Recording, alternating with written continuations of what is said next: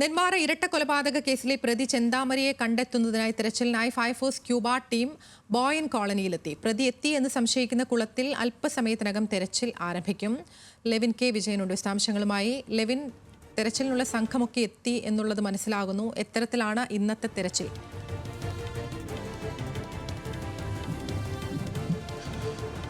ആതിര, തെരച്ചിൽ അല്പസമയത്തിനകം ആരംഭിക്കും. അതിനോട് മുന്നോടിയായി പ്രതി ഒളിച്ചു എന്നു പ്രതി ആദ്യം എത്തി കയ്യും കാലും കഴുകുന്നതിനായി എത്തി എന്നും സംശയിക്കുന്ന ആ തിരുത്തമ്പാടം കുളത്തിന് സമീപം ഇപ്പോൾ പരിശോധന നടത്തുകയാണ് സ്കൂബ ടീമും മറ്റ് പോലീസ് ഉദ്യോഗസ്ഥരുമൊക്കെ. ഈ പ്രദേശം വഴി, അതായത് കൊല നടത്തിയതിന് ശേഷം പ്രതിയുടെ വീട്ടിൽ നിന്നും ഈ പ്രദേശം വഴി, ഈ കാണുന്ന വയലോരം വഴിയൊക്കെ പ്രതി ഇവിടെ എത്തിയതായാണ് പോലീസ് സംശയിക്കുന്നത്. കൊലപാതകത്തിന് ശേഷം കയ്യും കാലും കഴുകി ഇവിടെ നിന്നും പിന്നീട് രക്ഷപ്പെടുകയായിരുന്നു എന്നുള്ളതാണ് നമുക്ക് ലഭിച്ചിരിക്കുന്ന വിവരം. അത്തരത്തിലുള്ള ഉപയോഗം ഈ പ്രദേശങ്ങൾ കേന്ദ്രീകരിച്ചുകൊണ്ട് ഒരു തിരച്ചിൽ നടത്താൻ പോലീസ് തീരുമാനിച്ചത്. സാധ്യമായ എല്ലാ വഴികളും, സംശയിക്കുന്ന എല്ലാ രീതിയിലുള്ള പരിശോധനകളും പോലീസ് നടത്തുന്നുണ്ട്. അതനുസരിച്ചുകൊണ്ട് അതിന്റെ ഭാഗമായിട്ടാണ് ഇന്ന് രാവിലെ സ്കൂബ ടീമിനെ ഇവിടെ എത്തിച്ചതും പരിശോധനകൾ മറ്റും ആരംഭിച്ചതും. നേരത്തെ കഴിഞ്ഞ ദിവസം ഈ കൊലപാതകത്തിന് ശേഷം രാവിലെ 10 മണിയോടുകൂടി നടന്ന കൊലപാതകത്തിന് ശേഷം പ്രതി ഇവിടേക്ക് എത്തിയെന്നുള്ളതാണ് സംശയിക്കുന്നത്. ഇപ്പോൾ പ്രദേശവാസിയായിട്ടുള്ള ഒരാൾ നമ്മളോടൊപ്പം ചേർച്ചേട്ടാ, ഈ ചെന്താമര ഇവിടെ എത്തിയെന്നുള്ളൊരു സൂചന പോലീസ് നായ ഉപയോഗിച്ച് നടത്തിയ പരിശോധനയിൽ കണ്ടെത്തിയിരുന്നു. അതിന്റെ കൂടി അടിസ്ഥാനത്തിലാണ് ഇപ്പോൾ ഇവിടെ ഈ പരിശോധന നടത്താൻ തീരുമാനിച്ചത്. ഈ കുളം അത്തരത്തിൽ അയാൾ ഉപയോഗിച്ചു വന്നിരുന്ന കുളമാണോ? ചെന്താമര അവിടെ കുളിക്കാൻ പറ്റില്ല. ചെന്താമര കുളിക്കാൻ പോകുന്നത് നമ്മുടെ കനാലിൻ്റെ അവിടേക്കാണ്. അവൻ്റെ ഏട്ടൻ്റെ വീടാണ് ഈ മുകളിൽ. പക്ഷേ അതിപ്പോൾ ഊതം കൊണ്ട് അവൻ ഇവിടെ ആരോ വന്ന് പറഞ്ഞിരിക്കും, എൻ്റെ ഉള്ളിൽ വന്നിട്ട് അവൻ കൈയും കാലും കഴുകിയിട്ട് പട്ടി വരുമ്പോൾ ഇവിടെ വന്ന് കൈയും കാലും കഴുകിയിട്ട് പോയിട്ടുണ്ട്. ഇതുവരെ വന്നിട്ടുണ്ട്. പിന്നെ നേരെ അവൻ്റെ വീട്ടിലേക്ക് പോയിട്ടുണ്ട് പട്ടി. അതാണ് പറയണത്. ഇയാൾക്ക് ഈ പ്രദേശം എല്ലാം കൃത്യമായിട്ട് അറിയാവുന്ന? ഇവിടെയൊക്കെ അറിയാം, ഈ ചുറ്റുപാടൊക്കെ അവനറിയാം. ഈ നെല്ലിച്ചോട് തൊട്ട് ഈ അർക്കമല ഇങ്ങനെയുള്ളതൊക്കെ അവനക്ക് അറിയും. ഇവിടുന്ന് കൈയും കാലും കഴുകി വീട്ടിൽ പോയി നായി വന്ന് തിരിച്ച് അങ്ങനെ പോയി. പിന്നെ എവിടെ പോയി അവനക്ക് അറിയില്ല, നമുക്കറിയില്ല. ഇവിടുന്ന് ഈ പാടം കയറി കഴിഞ്ഞാൽ എങ്ങോട്ടൊക്കെ രക്ഷപ്പെടാൻ സാധിക്കും? അവന്റെ വീട്ടിൽ നിന്ന് നേരത്തെ കൊല ചെയ്ത് കഴിഞ്ഞാൽ നേരെ വരും. അവന്റെ അമ്മയുടെ വീട് ഇവിടെയാണ്. അവന്റെ വീട്ടിലേക്ക് നേരെ ഇവിടെ വരും.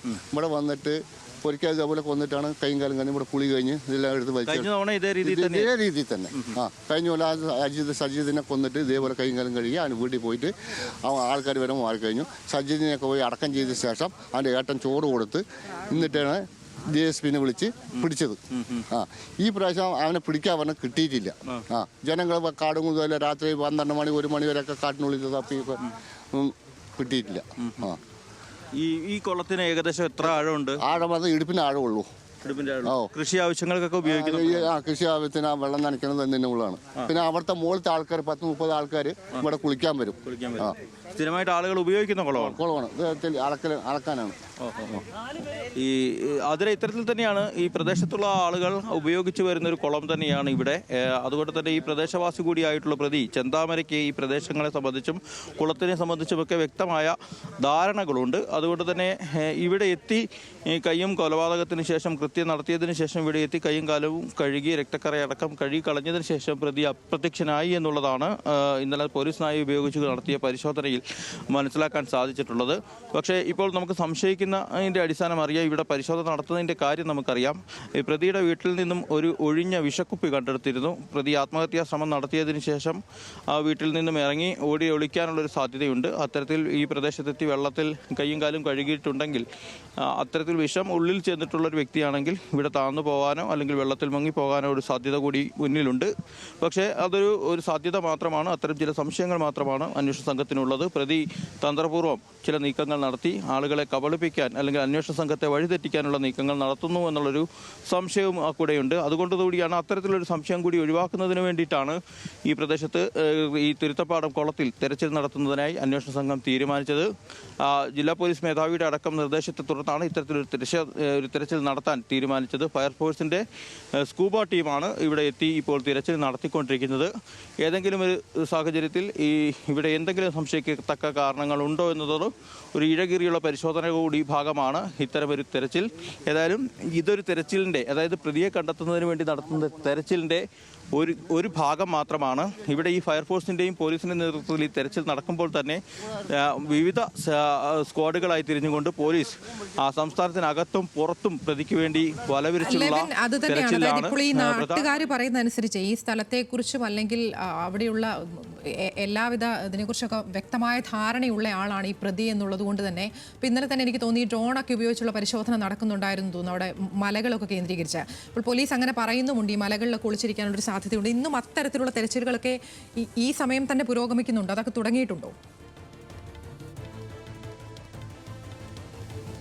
അതിലെ ഇന്നലെ രാത്രി തന്നെ, അല്ലെങ്കിൽ ഇന്നലെ പോലീസും നാട്ടുകാരും ചേർന്ന് തെരച്ചിൽ ആരംഭിച്ച സമയം മുതൽ തന്നെ ഈ മലകൾ കേന്ദ്രീകരിച്ചുകൊണ്ടുള്ള തെരച്ചിൽ തുടരുകയാണ്. വിവിധ സ്ക്വാഡുകളായി തിരിഞ്ഞുകൊണ്ട് കൂടുതൽ ആളുകളെ ഉൾപ്പെടുത്തിക്കൊണ്ടുള്ള തെരച്ചിലാണ് ഇപ്പോൾ നടന്നുകൊണ്ടിരിക്കുന്നത്. ഈ പ്രദേശം എന്ന് പറയുന്നത് നെല്ലിയാമ്പതി മലനിരകൾക്ക് താഴ്വാരത്തുള്ള പ്രദേശമാണ്. ഒട്ടേറെ മലനിരകൾ ചുറ്റും ചെറുതും വലുതുമായത് ഉണ്ട്. ഈ പ്രദേശവാസികൾക്കൊക്കെ വ്യക്തമായ ധാരണയോടുകൂടി അവിടേക്ക് രക്ഷപ്പെടാനോ ഒളിച്ചിരിക്കാനോ കഴിയുന്ന തരത്തിലുള്ള ഒരു പ്രദേശം കൂടിയാണ് ആ പാടശേഖരങ്ങൾക്ക് ചേർന്നിട്ടുള്ള മലനിരകൾ, അതോടൊപ്പം തന്നെ വനപ്രദേശം. അങ്ങനെ ഒളിച്ചിരിക്കാൻ തീരുമാനിച്ച അല്ലെങ്കിൽ മറിഞ്ഞിരിക്കാൻ തീരുമാനിച്ച ഒരാൾക്ക് അത്ര സമയം വേണമെങ്കിലും പ്രദേശത്തെക്കുറിച്ച് അറിവുള്ള ഒരാൾക്ക് അവിടെ മറിഞ്ഞിരിക്കാനുള്ള ഒരു സാഹചര്യങ്ങളുണ്ട്.